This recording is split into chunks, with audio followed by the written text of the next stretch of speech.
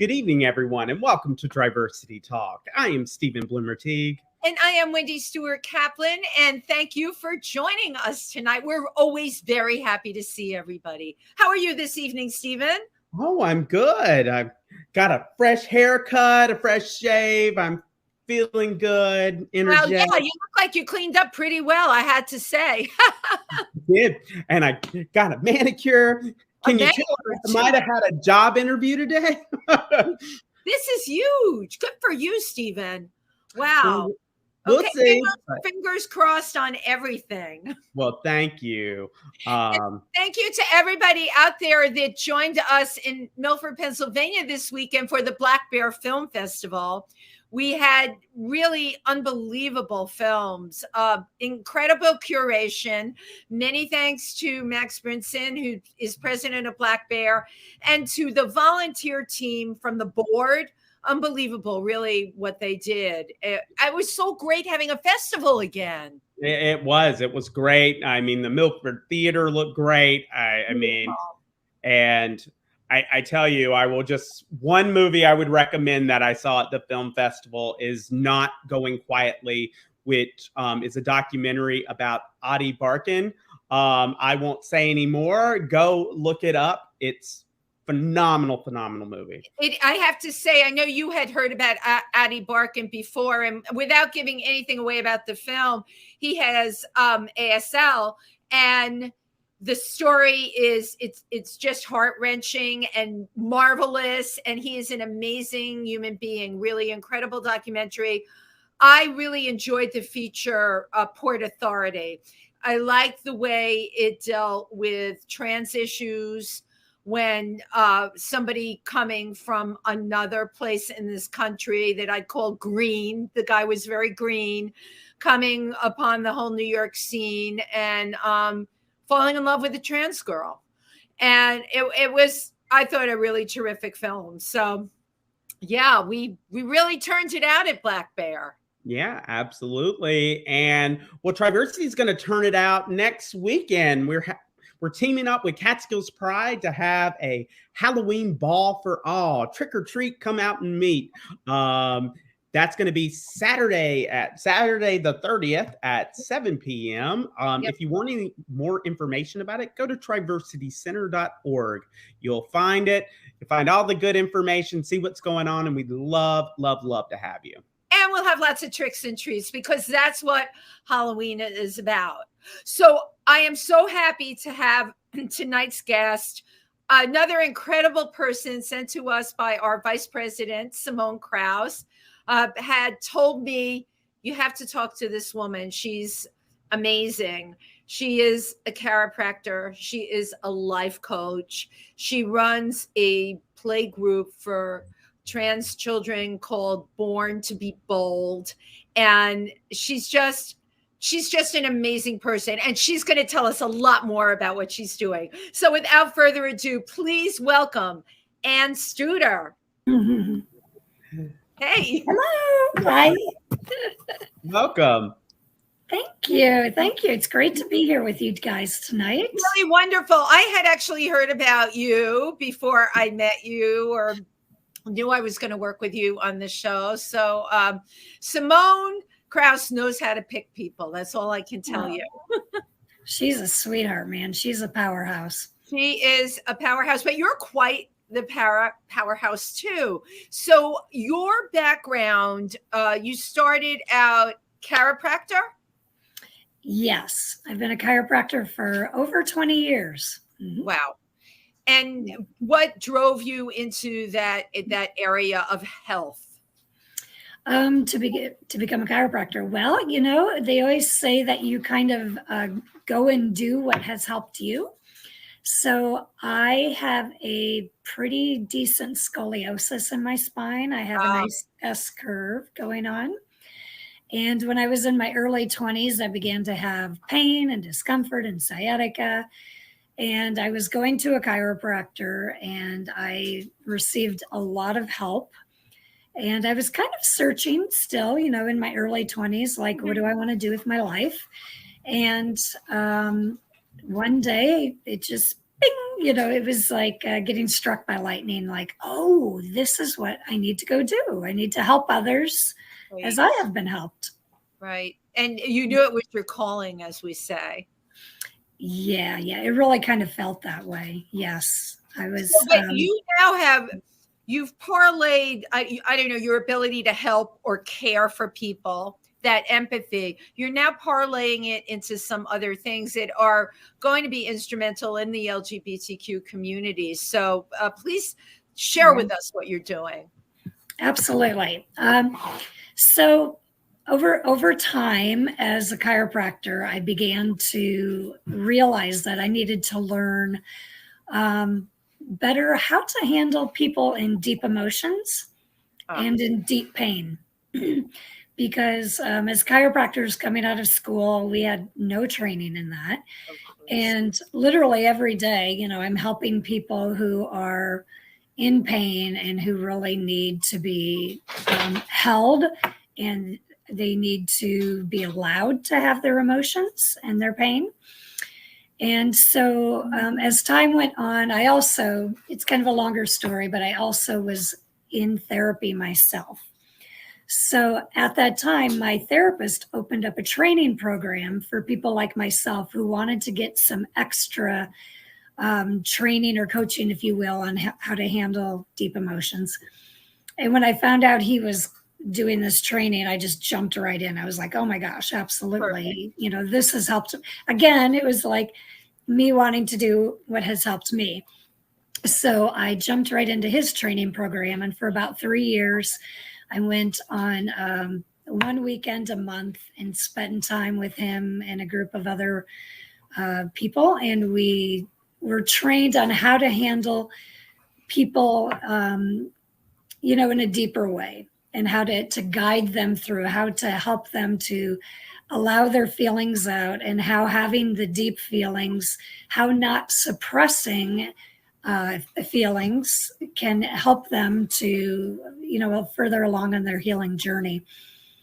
So I did that. And as I graduated from that, then I began to just kind of bring my own chiropractic patients along in that track as well. Wow. So I've always had like 2 tracks of care.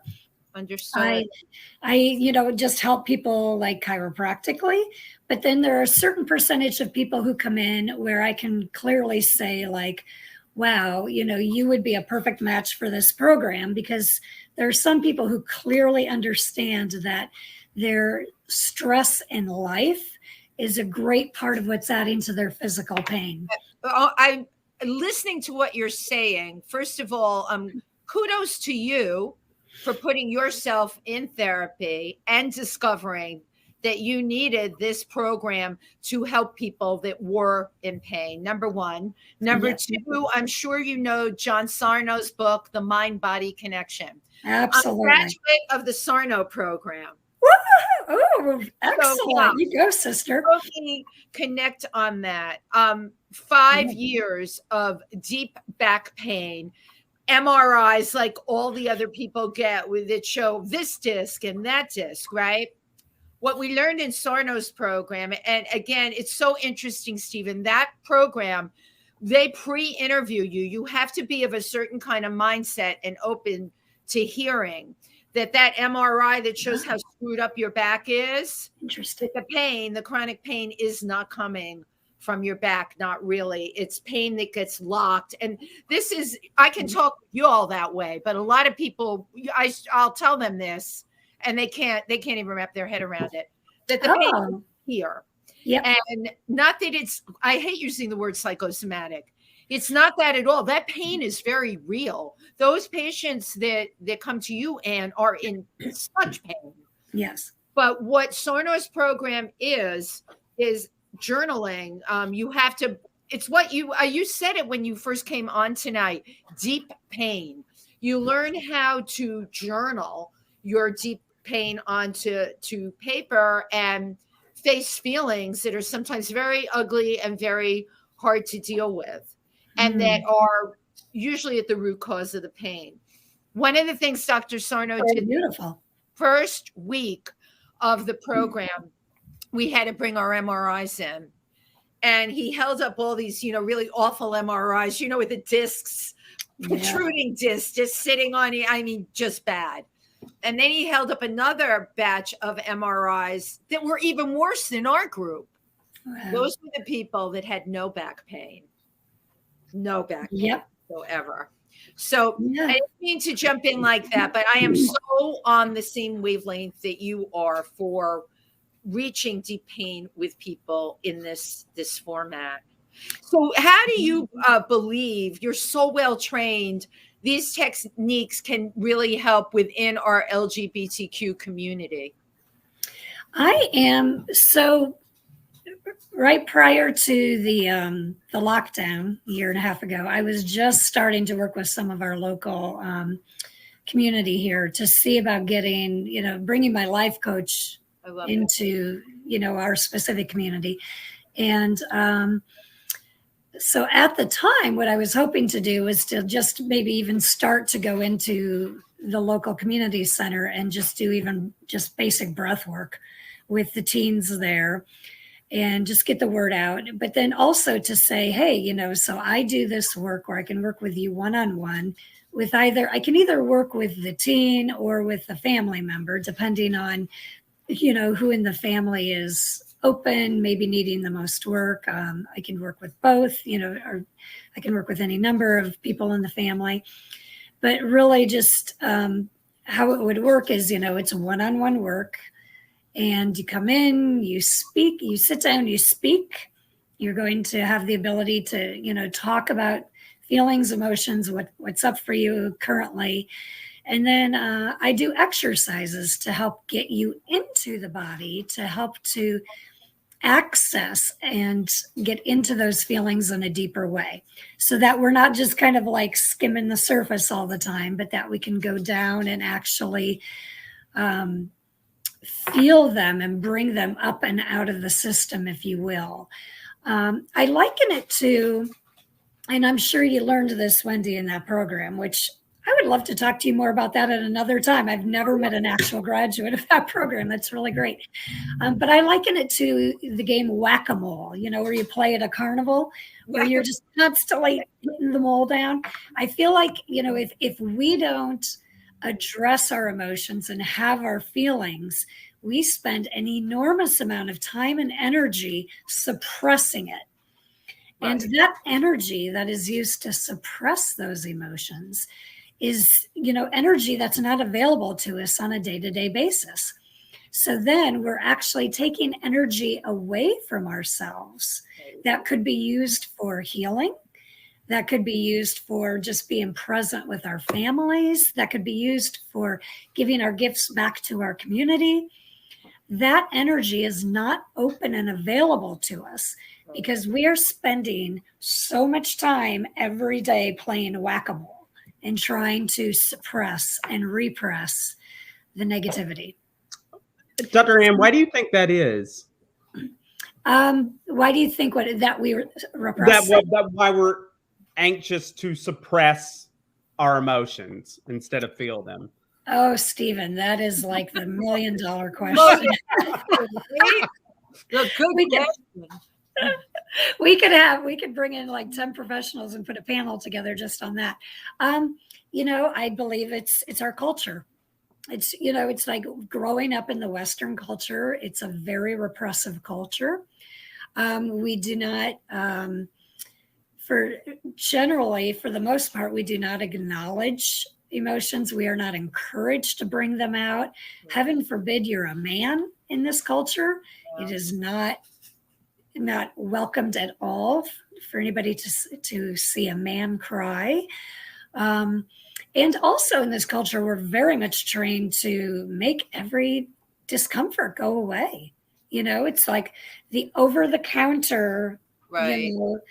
The over-the-counter section of our pharmacies is huge. It's gigantic. So we are encouraged at every turn to take a pill, a potion, or a lotion to make something go away. Wow. When life is not meant to be a carnival all day long, every day. We were given our emotions to have them. Emotions are there to teach us about life, to teach us what is working for us, what is not working for us. If we don't know pain, we can't have pleasure. It's there for contrast. I tell my son all the time, he's always like, Mama, I want this treat, or I want to go to Dunkin' Donuts, or I want chocolate, or I want this. And I'll just be like, honey, we've already had a treat today. We can't have treats all day long every day, or it ceases to be a treat. But Anne, society tells us not only that we can, that we should, and if we don't, well, we're a lesser person. That's the message. Absolutely. The advertising is out there, right? The marketing is powerful. The marketing is powerful. It's powerful, yeah. So within the gay community, we've interviewed so many people on this show in any of those letters, LGBTQ. The common thread, a number of people talk about coming out. We've had people on here where coming out was nothing, really positive family, just no one had ever talked about it because you were just who you were and it was all good. But very often, right, coming out, especially I think, and maybe I'm generalizing, but a lot of people from Italian Catholic backgrounds, there's so much guilt involved with that. Like in your own technique, like how do you work with that? Well, basically the idea is to kind of go back into our own personal history, right? And discover where those first initial early thoughts were, I don't want to say pounded into us, but where our exposure came from. So we kind of go into the past and we say, okay, so this is, like, let's say I'm talking to a parent of somebody, who has a trans kid, or that's a lot of my experiences working, talking with parents of trans kids and helping them to understand, like, why, so what is the issue? What is this reminding you of? This fear that you have wrapped around being able to embrace your child, being able to allow your child to come out and come forth into the world. What does this fear remind you of? And so we follow it back down a rabbit hole, if you will, to the past as to, what exactly, because there's, once we really realize this is right for our child or right for us to come out into the world, there's this greater fear of how will we be perceived by the world? Judged. How will we be judged, and the culture, et cetera. And that fear that's wrapped into us being able, to be accepted is huge, and it's critical.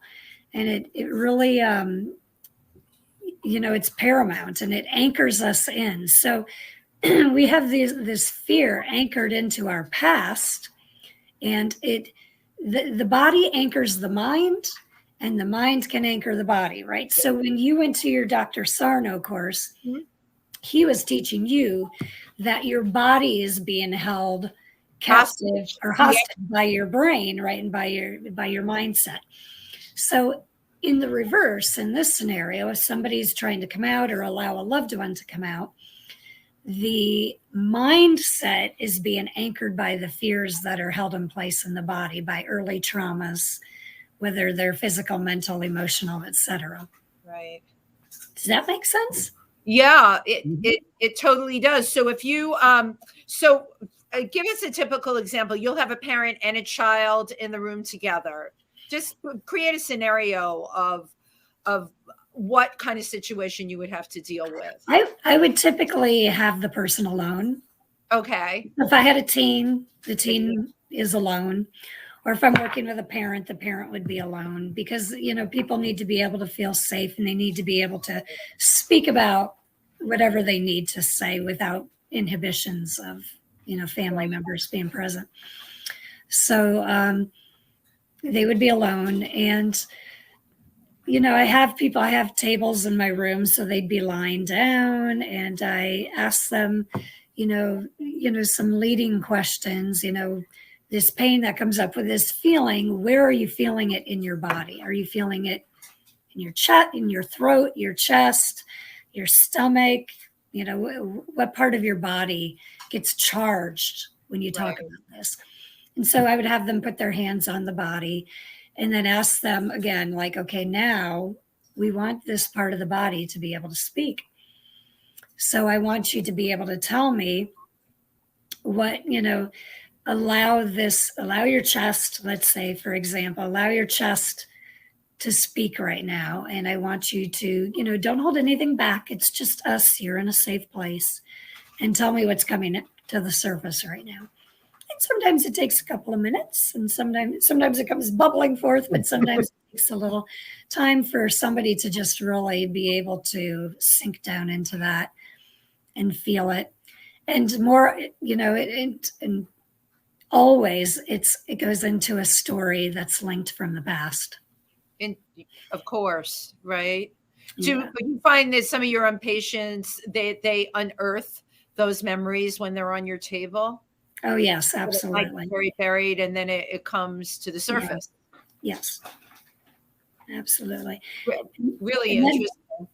It is, yeah. And then, Steve, were you going to say something? I would. Is there a common thread with teens that have, from the time they were very young, they would have been assigned a sex at birth, the one assigned to them, but that's not the one that they are, right? Because when people transition, they want to become who they are. Is there a commonality in terms of what they feel, teenagers? It's interesting at this point. What I have learned is that every scenario seems to be unique to me. Yeah. From, the people that I've spoken with, it's, you expect, there are certain common universal threads, of course. But then, when it gets into family dynamics, it can be, those dynamics can oftentimes, well, there are universalities there as well, but then there are the specifics, right, of the family dynamic. So it really just, it can be both. It can be both, for lack of a better word. What are your challenges in particular with parents that are first discovering that their child is trans? It's interesting because I was about to say nowadays. Okay, let me just say nowadays, in 2021, and certainly the last couple of years with kids like Jazz Jennings, and we have all these role models, right? Yeah. Role models that are, the parents are role models too.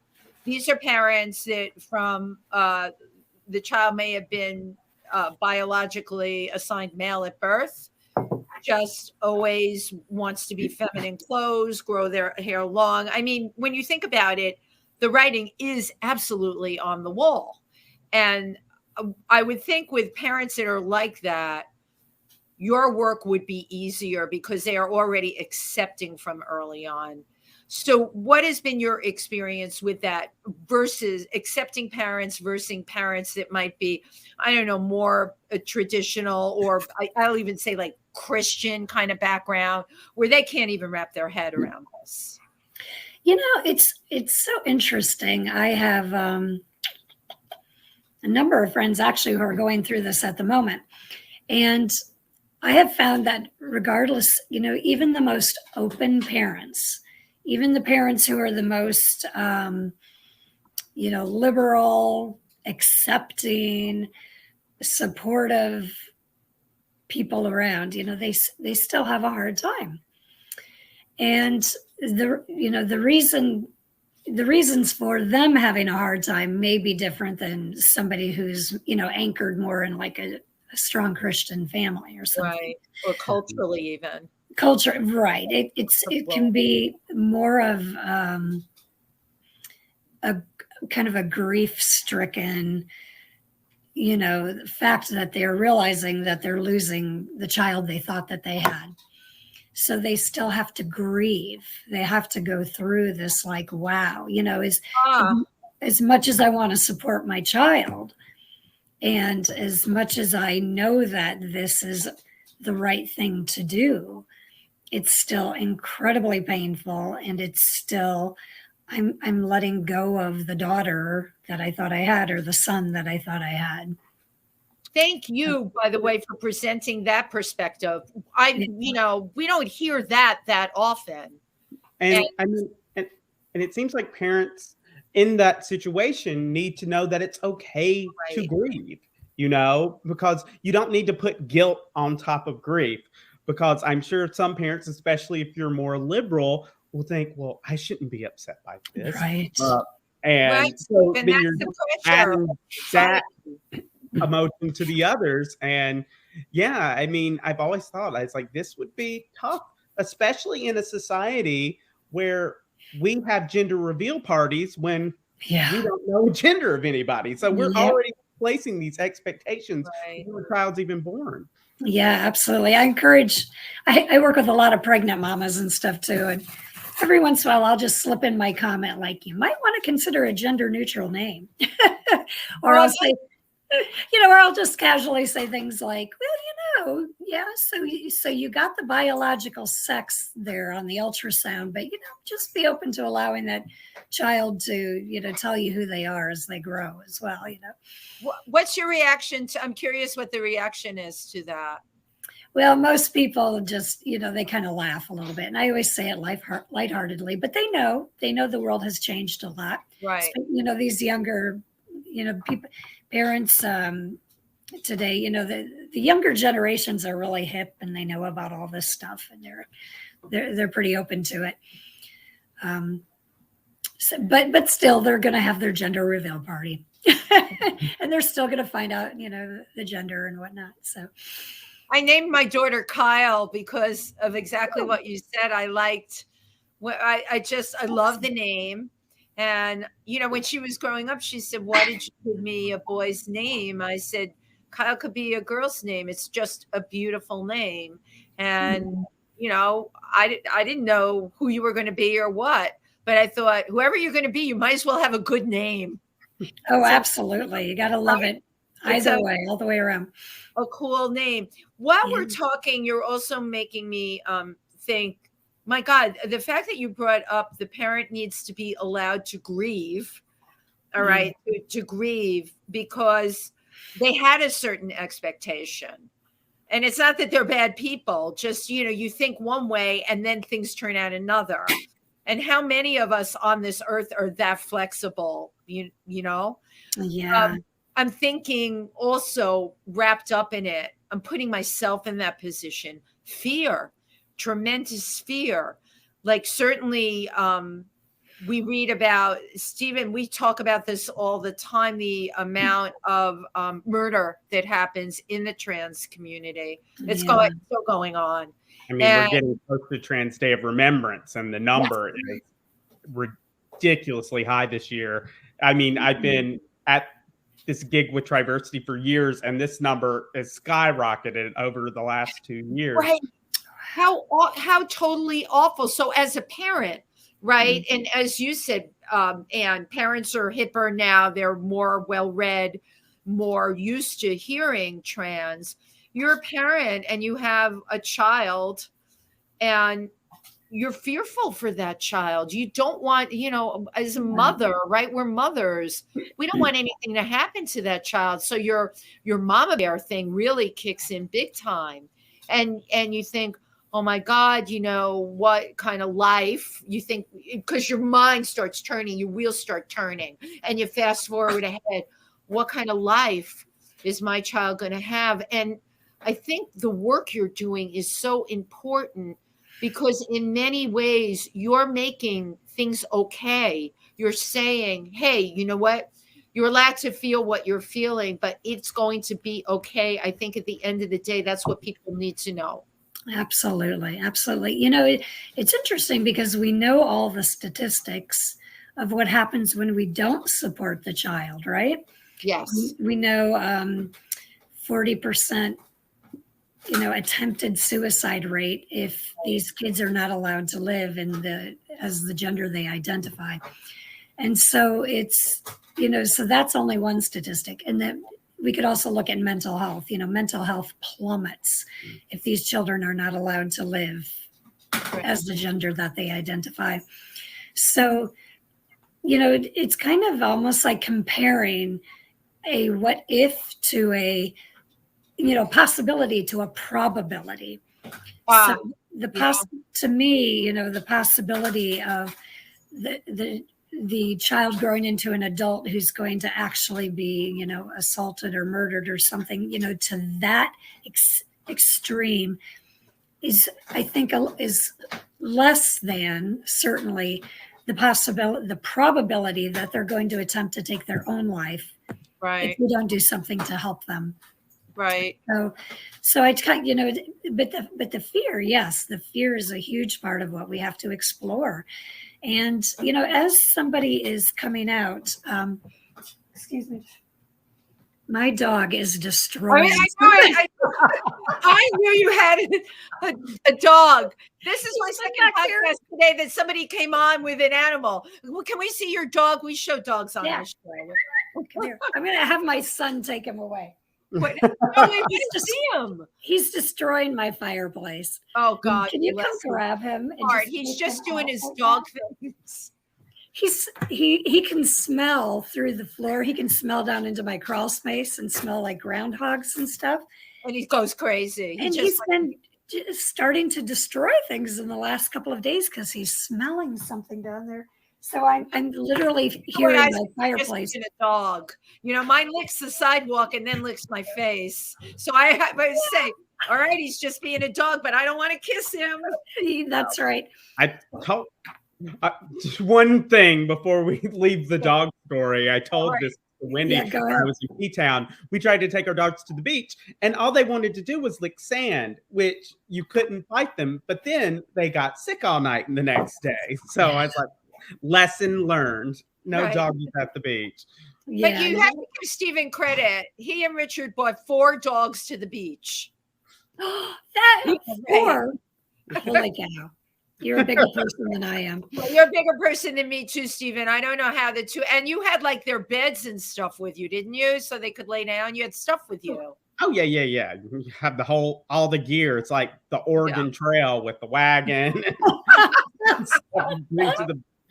That's great. I think that is so incredible. So again, we were talking about I'm sorry. I diverged from a very serious topic to you know what? Eating my fireplace. All the time. I diverge all the time because we are, as people, it's important that we always be our authentic selves, I think, and dog jumps into the picture even in the middle of a serious conversation. We can always go back to this. This is life today, right? Thank you. No, it really is life today. So within patients that have come to you. So can I go back, Wendy? Just a second, please. So, a point that I wanted to make that's really important is that, when we're confronting all of this fear, we know that parents seems to kind of also be like a universal, like I compare it to kind of like peeling away the layers of an onion. Parents go through like layers of denial, right? As they're trying to, accept their child, accept what's happening. And this might even be like an adult accepting a partner who's coming out, as my God, yeah. We know that that's happening all the time as well. So there are like layers of denial that people need to go through. And I just know some parents have said like, I will come to grips with what is happening and then wake up the next morning and look at my child and say, oh, but look, he like reached for his pink t-shirt today. Maybe he really is still a girl. Maybe he really is still a girl. So, it's very common for parents to have to just go back and forth and in and out for a while. And it takes, months, to really work through it. And some of the parents that I've spoken to, that seems to be a pretty universal thing. It takes time go through those layers of acceptance and denial, so to speak. Well, and it can also, you can also be on some uneven ground initially, in that I have found from my limited experience from people that have had children that transitioned, every now and then you do get a kid that it was a phase. More often than not, most of the time it's not. But I think with parents I've spoke to, many of them have hoped it was a phase. Yes. Right. Like, this is just a phase. But, you know, LGBTQ parents, you know, gay parents of gay boys or lesbian women go through that. I hope it's just a phase. It's interesting. My daughter went to Smith College, where that was you know, definitely high on the L word level, that school. Yes. And but she was a really good fit. I looked for colleges where she would be a good fit, not based so much on if she liked boys or if she liked girls or anything in between. I wanted a place where she would feel comfortable, and she did. What was ironic to me about Smith, which had been an all-girls school, the year she went became very controversial because you had, I forget the person, I think was Christine, but Christine had been prior to that, I think Mohammed was the name. So they were experiencing for the first time male to female within the dorms. And that opened up a whole controversial can of worms you can only imagine. Yeah. Even at a very liberal school like Smith, right? You know, even at a very liberal school. I keep needing to ask her what's it like there now. I remember she started naming all of these male names in the dorm, and I'm so like open about everything. I'm like, oh, maybe I said, Kyle, did they make the school co-ed? Are they like finally allowing boys in? She said, no, Mom, these are people that are transitioning. And I said, oh, well, you know, how does everybody feel about that? Well, you can imagine on the spectrum, you know, there were a number of people and their parents that weren't so happy. I mean, because no matter how you slice it, back then, and I'm going back, like 7 years, it was still kind of Brave New World. I think now we've made hopefully bigger strides to this. I do believe so. You know, so you have a play group. Can you tell us about the play group? Yeah, absolutely. So over time, over the last 5 to 7 years, I have kind of brought together families who are up to about an hour away, who have either transgender or gender nonconforming children. And so, or gender creative, however you want to specify that. And so we get together once a month, or that's been our intention. It hasn't been so easy with COVID. Right. But we prior to that, we were getting together once a month and allowing the kids to come together and play. And then the parents would have the ability to, you know, share stories, be in community. It's really important, especially for little children, to be able to see that there are others like them in the world. 100%. You know, because it can be, you know, like if you have a child who's going to school and they're in 2nd grade, 3rd grade, and they're transgender, there's not going to be anybody like them or has the issues that they have, you know, very close, you know, it's going to be rare. So I have been able to find like a group of about 10 families who all come from varying schools and various communities. And we get together and we do it in a private place. We're not like in a public park or anything like that. We generally do it in somebody's yard. And that way the communication, the conversations can be open. We don't have to worry about anybody listening in. And they basically, the parents just gain support by hearing common stories and of course common issues. They don't feel alone. They, you know, it's been really critical. And so in some of those families, we've been able to keep kind of connected also on the internet during the lockdown. Some of those kids were able to use like some of the social networking platforms to be able to talk to each other. And some of the kids stayed in connection that way too, which was really nice. And wow.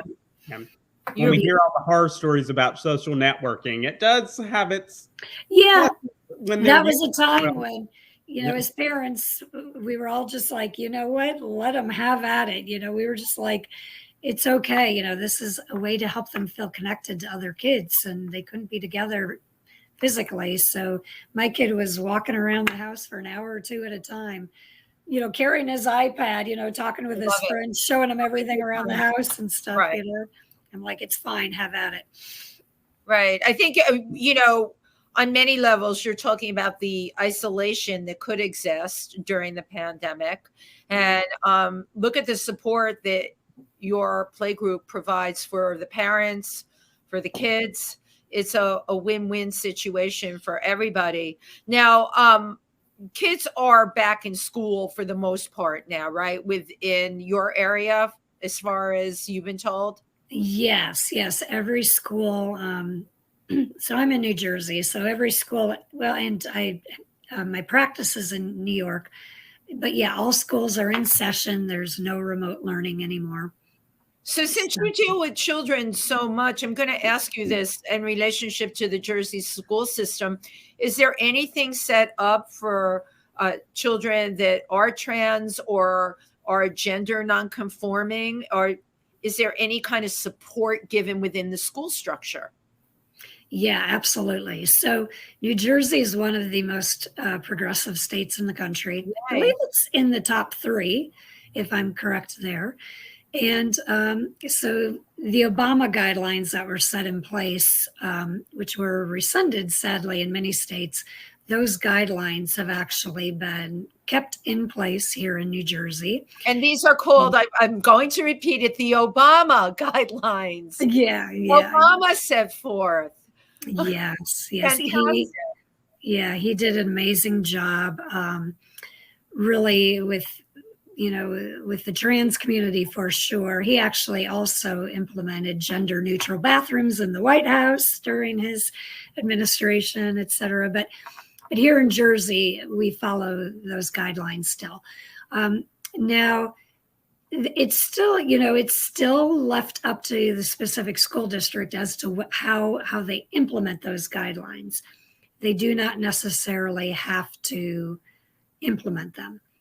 So I happen to be here in Vernon. Vernon is an extremely supportive, affirming school district. So the trans kids, there's no questions asked. You are in the system with your, preferred name, gender identity, identity, sex, and that's how everybody knows you. So it's been really, really positive. So we have curious, being that Vernon is progressive, and I don't know any of this. When I'm not in Milford, I live in New York City. My daughter was raised in New York, which you know what it's like here. It's wonderland, no matter what you are. But I'm curious about the bullying situation, how they deal with it in the school system. There are strong anti-bullying policies, throughout. So, that are followed and enforced, I guess, is what I'm asking. The policies can exist, but if they, what I'm saying, we just had a sexual harassment thing in our Delaware Valley school system, a big brouhaha about this because people looking the other way. I guess what I'm asking, if they are actually enforcing it. It still is kind of a case-by-case scenario. And I'm not as familiar, I'm not as entrenched with the guidance counselors in the middle school and high school yet. So I would say that it's still a case-by-case scenario. Most cases, I feel the ultimate protections are in place. But there are still isolated incidences where there are teachers who are not supportive. Right. And there have been issues with those specific teachers. I believe, depending on the scenario as to how the kids are protected, I would have to say it's still case by case, but they're going to protect those kids. They have Title IX protections. Okay. Just as every other individual does. So the rules of equality apply. So I know that the junior high and the high school children are allowed to express their gender identity in school with or without their parents' permission. In the high school, they are allowed to use the correct name and the correct gender identity, even if the parent does not know. So a child could actually go to school, change their clothes, or just, put on something a little bit more feminine if they are a trans girl. And the school must uphold that to protect them.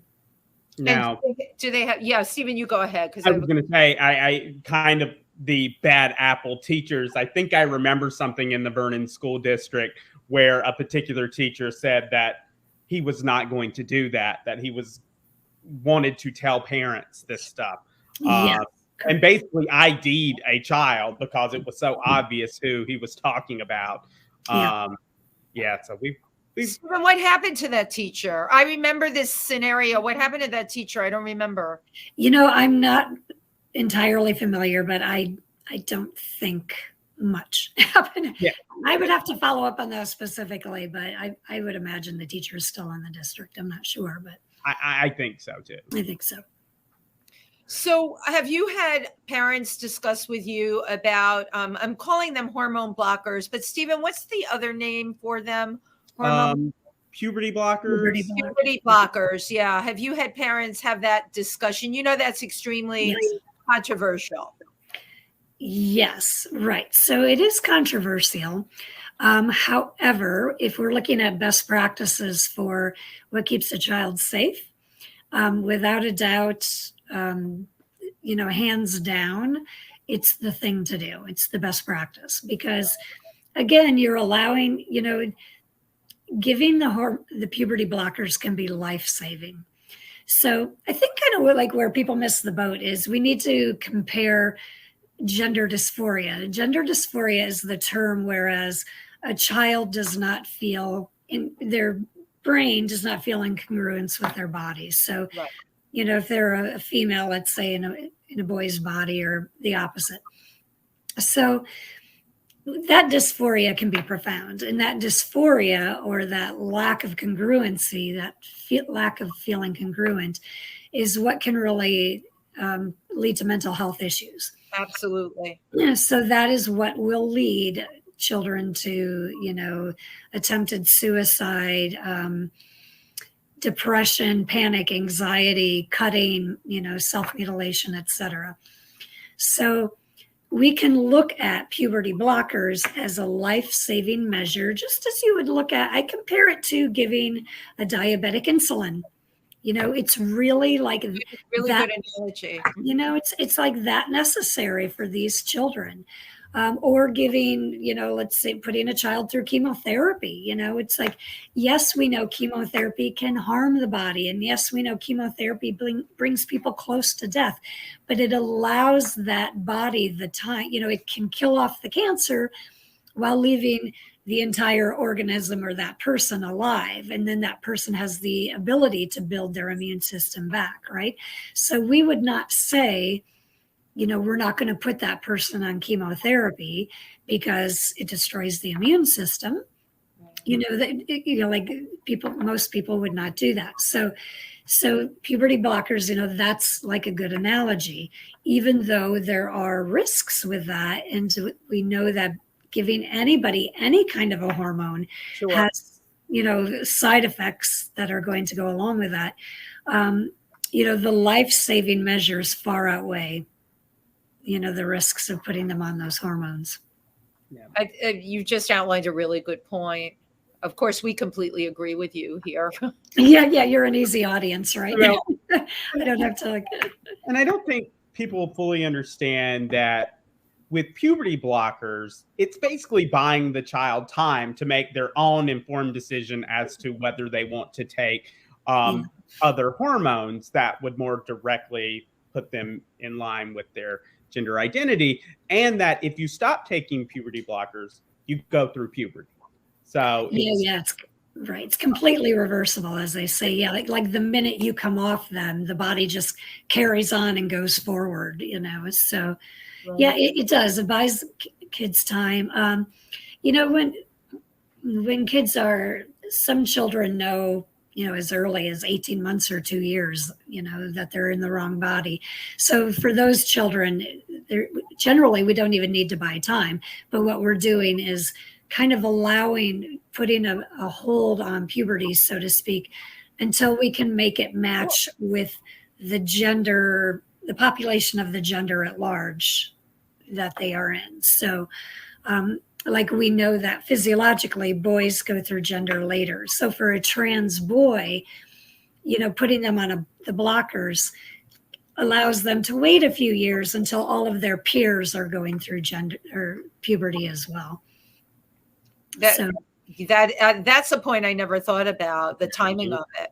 Yes, right. So, but then there are the kids who are, you know, gender fluid, or, you know, are questioning, and there's just not that 100% certainty yet. So then, yeah, like you said, Steven, the blockers do give them a few more years to live into it, to see what makes the most sense for them. It's kind of like a wait and see, you know, if they have the blockers. Yeah. And sometimes, you know, in all honesty, sometimes the blockers are more for the parents than for the child. Most of the time the child knows, but the parents need to come to grips with what's happening and need to become comfortable with the idea that they're doing what's best for their child.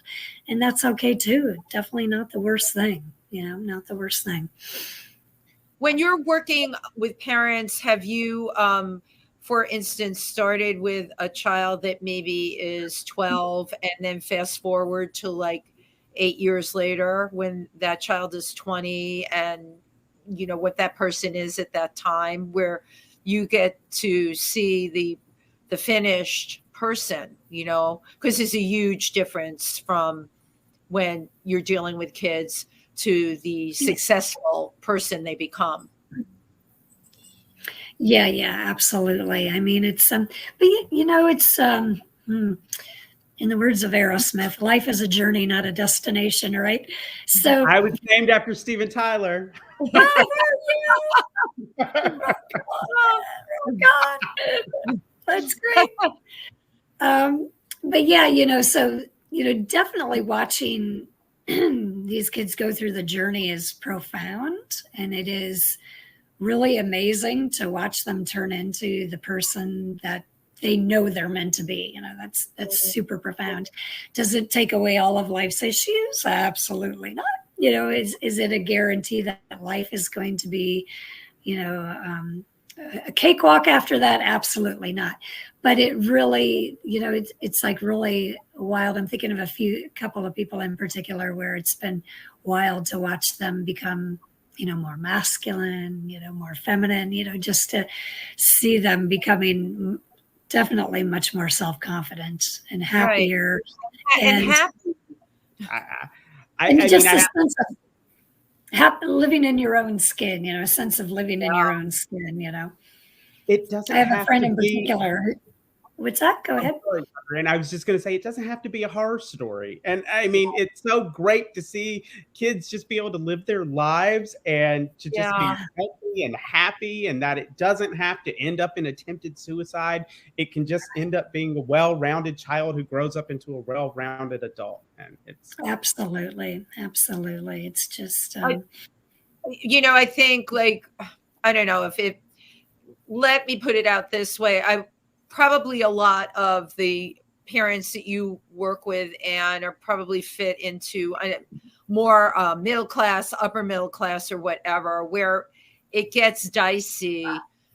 I know, you know, adults, older adults that trans that grew up working the streets, because if you're poor and you don't have that kind of support, And there isn't a heck of a lot for those people. Maybe now there's more organizations that will help, the LGBTQ centers, like on 13th Street in the city. But there was a time not too long ago that often if you were trans, you were working the street, especially in certain cultures. Your parents threw you out. You had to find a way to live. And, you were, as they called, rough trade. So as we're talking, and that is also coming to mind to me, I think in different socioeconomic groups, the success of that child will have to do with what group they come from. Yeah, absolutely. Absolutely. And, it's interesting living up here in the country. I don't have a lot of examples of that, which I'm thrilled about. Yeah. But I do know that, homelessness is a huge issue with kids, older, teens on up. But I have dealt with some, people in their early 20s who, felt estranged from their families. They still had pretty high functioning lives, but they, there might be certain family members that they're not in communication with because the acceptance isn't there. But they were, they didn't have those extreme stories like you might find in the city or in areas where they're, different socioeconomic levels. Yeah, correct. So yeah, I don't have many stories like that happening around here. Thank goodness. Thank goodness. Well, hey, everyone. We are closing near the end of the hour.